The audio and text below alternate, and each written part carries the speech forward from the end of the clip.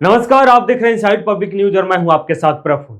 आखिर वो हो ही गया जिसकी चर्चा कई दिनों से चल रही थी। ईरान और अमेरिका के बीच तनाव पर सबकी नजरें टिकी थी।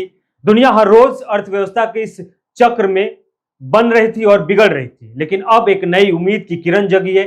ईरान के राष्ट्रपति पेजेकिशियन और अमेरिका के राष्ट्रपति ट्रंप ने समझौता ज्ञापन पर इलेक्ट्रॉनिक हस्ताक्षर कर दिए हैं। अगर यह पूरी तरीके से ठीक साबित होता है तो यह सिर्फ एक समझौता नहीं बल्कि पश्चिम एशिया की राजनीति में बड़ा मोड़ माना जाएगा।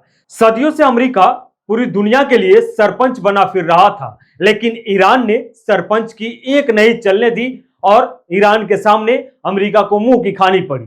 सालों से दुनिया को बताया गया कि अमेरिका जिस देश पर चाहे दबाव बना सकता है, जिस देश को चाहे घुटनों पर ला सकता है, लेकिन ईरान ने दिखा दिया कि मसला इतना आसान नहीं है। यह युद्ध एक बड़ा सबक दे रहा है। आज की लड़ाई सिर्फ मिसाइलों और बमों से नहीं जीती जाती।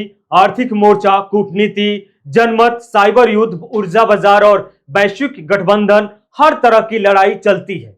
कहा जा रहा है कि ईरान टूट जाएगा, कहा जा रहा था कि ईरान झुक जाएगा, ईरान घुटने पे आ जाएगा, लेकिन आज तस्वीर कुछ और दिखाई दे रही है। ईरान झुका नहीं बल्कि डोनाल्ड ट्रंप को झुकना पड़ा। अगर अमेरिका को बातचीत की मेज पर आना पड़ा तो इसका मतलब यह है कि सामने वाला खिलाड़ी भी कमजोर नहीं था, उसे कमजोर मान लिया गया था। और सबसे बड़ा सवाल यह है, अगर सब कुछ अमेरिका और उसके सहयोगियों की योजना के मुताबिक चल रहा था तो फिर समझौते की इतनी जल्दीबाजी क्यों थी? आखिर ऐसी कौन सी मजबूरी थी कि टकराव के बीच तक का सफर तय करना पड़ा? राजनीति में एक पुरानी कहावत है, जब ताकत से बात नहीं बनती है तब बातचीत से रास्ता निकाला जाता है। हालांकि इस पूरे घटना के दूरगामी असर होंगे, क्षेत्रीय राजनीति बदलेगी, नए समीकरण बनेंगे और पुराने साथी भी सवाल पूछेंगे और सवाल अमेरिका से पूछे जाएंगे और नए समीकरण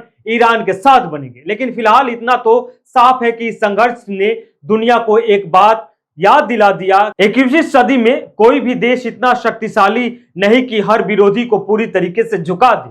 अगर कोई भी देश इतना कमजोर नहीं है कि लड़ने का हौसला भी वो खो दे।